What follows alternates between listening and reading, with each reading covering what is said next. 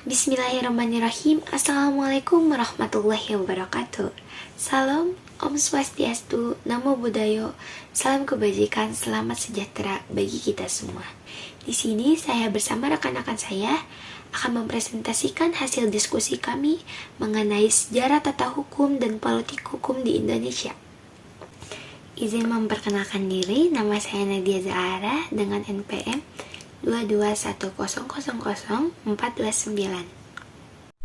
Izin memperkenalkan diri, nama saya Rika Nurfadila dengan NIM 2210431. Izin memperkenalkan diri, nama saya Farsiwan Setiawan dengan NPM 221000439. Perkenalkan, nama saya Rifki Hanif, saya dari NPM 221000446. Perkenalkan, nama saya David Alexander dengan NPM 22449. Di sini saya akan menjelaskan pada masa VOC.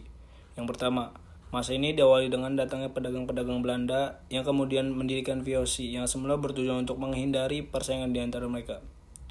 Mereka tunduk pada hukumnya sendiri. Hukum adat setempat tidak berlaku lagi bagi mereka. Yang kedua, ketika bangsa Belanda datang ke Indonesia, mereka melihat bahwa di Indonesia telah ada suatu tatanan hukum yang ajak. Yang ketiga, namun demikian mereka tidak merta menundukkan diri terhadap tata hukum yang berlaku. Yang keempat, tatanan hukum yang ada di Indonesia itu yang kemudian disebut dengan hukum adat. Yang kelima, dengan kedatangan orang Belanda di Indonesia, maka ada dualisme hukum, yaitu ada dua sistem tata hukum yang berlaku. Yang pertama, hukum adat, dan yang kedua, hukum Belanda. Selanjutnya, adapun yang dimaksud dengan hukum Belanda adalah hukum kapal VOC yang terdiri dari hukum Belanda kuno dan asas-asas hukum Romawi. Yang kedua, hukum kapal sebagian besar adalah hukum disiplin. Yang ketiga, persoalannya adalah hukum kapal tidak dapat mengatasi menyelesaikan perkara-perkara yang ada di pusat perdagangan VOC, sehingga perlu dibuat peraturan-peraturan baru yang dapat memenuhi kebutuhan istimewa tersebut. Yang keempat, kendala yang fundamental adalah status VOC. Apakah berwenang membuat peraturan kenegaraan? Yang kelima, oleh karenanya pada tahun 1609, Staten General yaitu Badan Federatif tertinggi negara-negara Belanda memberikan kekuasaan pada Gubernur Jenderal, pengurus VOC untuk membuat peraturan guna menyelesaikan perkara. Penjelasan selanjutnya, peraturan itu dibuat dalam plakat. Kemudian dikumpulkan yang disebut Netherlands Indies Plakat Book. Yang kedua, karena tidak dikelola dan disusun dengan baik, terlebih pada tahun 1635 ada kekacauan. Maka timbul kebingungan bagi kaula negara, mana plakat yang masih berlaku dan mana yang sudah dicabut. Yang ketiga, oleh karena itu, Gubernur Jenderal Van Diemen memberi perintah kepada Mr. Johan Maetsuycker, seorang pensiunan dari Hof van Justitië, untuk mengumpulkan dan menyusun plakat dan dibuat buku dengan nama Statuten van Batavia. Dengan demikian, hukum yang berlaku untuk wilayah yang dikuasai VOC adalah yang pertama hukum statuta, yang kedua hukum Belanda kuno, yang ketiga asas-asas hukum Romawi. Yang terakhir, di samping itu bagi VOC berlaku keistimewaan sebagai berikut. Yang pertama, hak monopoli pelayaran, perdagangan. Yang kedua, hak menentukan angkatan perang. Yang ketiga, hak mendirikan benteng. Yang keempat, hak mengumumkan perang atau perdamaian. Yang kelima, mencetak uang. Selanjutnya, saya akan menjelaskan mengenai masa Beslit dan Regering. Pada masa Beslit dan Regering, raja mempunyai kekuasaan mutlak dan tertinggi atas daerah-daerah jajahan, termasuk kekuasaan mutlak terhadap harta benda milik negara bagian lain. Menurut Pasal 36 Undang-Undang Dasar Negeri Belanda tahun 1814, kekuasaan mutlak raja itu diterapkan pula dalam membuat dan mengeluarkan peraturan yang berlaku umum disebut dengan peraturan pusat. Ada dua macam keputusan raja sesuai dengan kebutuhannya. Yang pertama, ketetapan raja yaitu Beschluit sebagai tindakan eksekutif raja. Misalnya, ketetapan pengangkatan gubernur jenderal. Yang kedua, ketetapan raja sebagai tindakan legislatif di negeri Belanda. Pemikiran itu lalu diwujudkan sehingga pada tanggal 15 Agustus 1839, Menteri Jajah Belanda mengangkat Komisi Undang-Undang bagi Hindia Belanda yang terdiri dari ketua hingga anggota. Beberapa peraturan yang berhasil ditangani oleh komisi itu dan disempurnakan oleh Mr. H.L. Richards adalah yang pertama, peraturan organisasi pengadilan, lalu ketentuan-ketentuan umum tentang perundang-undangan, kemudian kitab undang-undang hukum perdata, dan peraturan tentang acara perdata. Selanjutnya, adanya tata hukum Hindia Belanda yang terdiri dari 1. Peraturan-peraturan tertulis yang dikodifikasikan. 2. Peraturan-peraturan tertulis yang tidak dikodifikasikan. 3. Peraturan-peraturan tidak tertulis atau hukum adat yang khusus berlaku bagi golongan Eropa. Di sini saya akan menjelaskan tentang Regeringsreglement. Pada tahun 1848 terjadi perubahan Grand UUD di negeri Belanda. Perubahan UUD di negeri Belanda ini mengakibatkan terjadinya pengurangan terhadap kekuasaan raja. Karena Staten General Parlemen campur tangan dalam pemerintahan dan undang-undang yang telah dicantumkan sebagai berikut. Pasal 59 ayat 1, 2, dan 4. Grand West yang isinya ayat 1. Raja mempunyai kekuasaan tertinggi atas daerah jajahan dan harta di negeri bagian dari dunia. Ayat 2 dan 4, aturan tentang kebijaksanaan pemerintah ditetapkan melalui undang-undang hal lain yang menyangkut mengenai daerah-daerah, jajahan, dan harta. Kalau diperlakukan akan diatur dengan undang-undang. Staatsregeling adalah peraturan yang mengganti RR atau yang dimaksud dengan Regeringsstaatreglement dan dimulai berlaku pada 1 Januari 1926. Penggantian ini disebabkan oleh perubahan Grondwet UUD Negeri Belanda pada tahun 1922 yang mengakibatkan terjadi juga perubahan pada sistem pemerintahan di Hindia Belanda.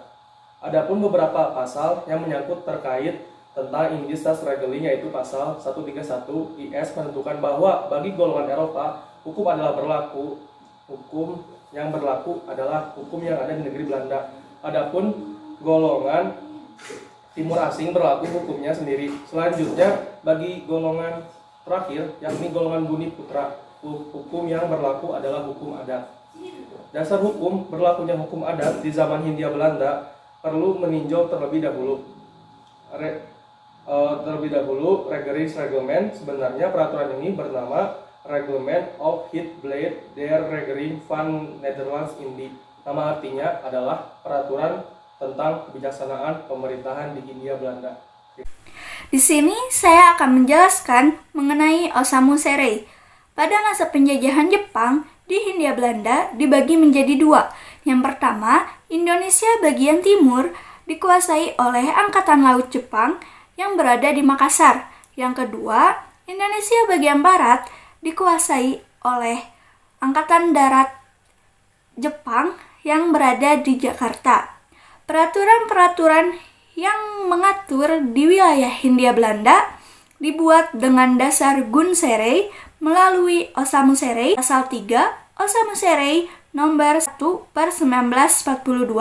menyatakan bahwa semua badan pemerintahan dan kekuasaan, hukum, dan undang-undang yang berlaku pada masa pemerintahan yang dulu masih diakui secara sah asal tidak bertentangan dengan pemerintahan militer.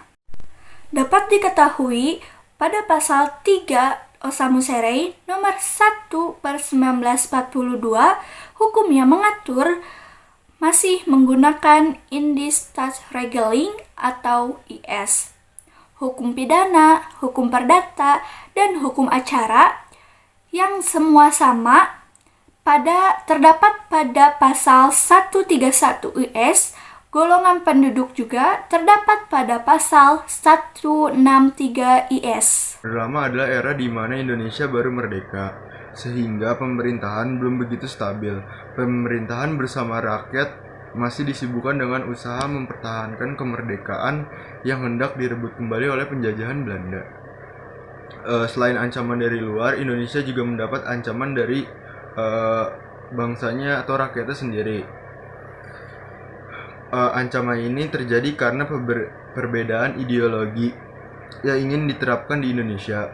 Pemerintahan era Orde Baru muncul setelah keluarnya surat perintah 11 Maret atau bisa disebut Super Semar. Pemerintahan Indonesia masih menggunakan preside. Terjadi kemajuan pesat di Indonesia dalam pembangunan selama Orde Baru. Pemerintahan Presiden Soeharto menerapkan stabilitas nasional baik di dalam program politik, rehabilitasi, ekonomi, serta kepribadian dan fokus pada bidang sosial dan budaya. Namun dalam perkembangannya, kekuasaan sepenuhnya berada di tangan Soeharto. Akibatnya praktik korupsi, kolusi, dan nepotisme banyak terjadi pada masa Orde Baru. Tekanan rakyat begitu kuat, akhirnya berhasil mendorong Presiden Soeharto untuk mundur pada tahun 1 Mei 1998. Rakyat menginginkan perubahan dalam sistem pemerintahan sehingga lahirnya era reformasi. Munculnya reformasi disebabkan oleh krisis ekonomi, politik di Asia, ketidakpuasan masyarakat Indonesia terhadap pemerintahan Soeharto, dan adanya para demonstran yang menginginkan diadakannya reformasi total. Peristiwa Trisakti yang menyebabkan Presiden Soeharto mengundurkan diri dari jabatannya, lalu mengangkat B.J. Habibie menjadi presiden. Kemudian B.J. Habibie menanggapi tuntutan reformasi, yaitu 1. Kebijakan dalam bidang politik, kebijakan dalam bidang ekonomi, kebijakan dalam menyampaikan pendapat dan pers. Yang keempat, kebijakan dalam pemilihan umum. Yang kelima, dikeluarkannya ketetapan MPR dan TAP MPR. Yang keenam, dilaksanakannya amandemen Undang-Undang Dasar 1945. Setelah dilaksanakannya amandemen Undang-Undang Dasar 1945, mengalami perubahan. Pelaksanaan demokrasi didasari atas nilai-nilai yang terkandung dalam Pancasila. Sistem pemerintahan dalam masa reformasi mulai diatur dalam Undang-Undang atau Undang-Undang Dasar 1945. Di sini saya akan menjelaskan bagian Kabinet Indonesia Bersatu. Apa itu Kabinet Indonesia Bersatu? Kabinet Indonesia Bersatu merupakan kabinet pemerintahan yang dibentuk di bawah kepresidenan SBY dan juga wakilnya Yusuf Kala. Kabinet Indonesia Bersatu memiliki 2 periode, yaitu Kabinet Indonesia Bersatu 1 dan juga Kabinet Indonesia Bersatu 2. Presiden SBY dan wakilnya Yusuf Kala terpilih selama 2 periode sebagai pemimpin Indonesia pada tahun 2004 sampai 2009. Lalu pada periode keduanya tahun 2009 sampai juga di tahun 2014. Pada program kerjanya Presiden SBY dan juga wakilnya Yusuf Kala telah menetapkan 45 program dalam 100 hari Kabinet Indonesia Bersatu. 45 program tersebut telah ditetapkan 15 program pilihan yang menjadi prioritas, yaitu pemberantasan mafia hukum, revitalisasi industri pertahanan, penanggulangan terorisme, meningkatkan daya listrik di seluruh Indonesia, meningkatkan produksi dan ketahanan pangan, revitalisasi pabrik pupuk dan gula, pembenahan penggunaan tanah dan tata ruang, membangun infrastruktur, dan juga meningkatkan kewirausahaan dan pengembangan UMKM melalui pengucuran KUR atau kredit usaha rakyat. Mobilisasi sumber pembiayaan di luar APBN atau APBD, mengelola perubahan iklim dan lingkungan hidup, reformasi kesehatan, reformasi pendidikan dengan menyambungkan atau mencegah mismatch antara SDM yang dihasilkan oleh lembaga pendidikan dan lembaga pelatihan dengan keperluan pasar tenaga kerja.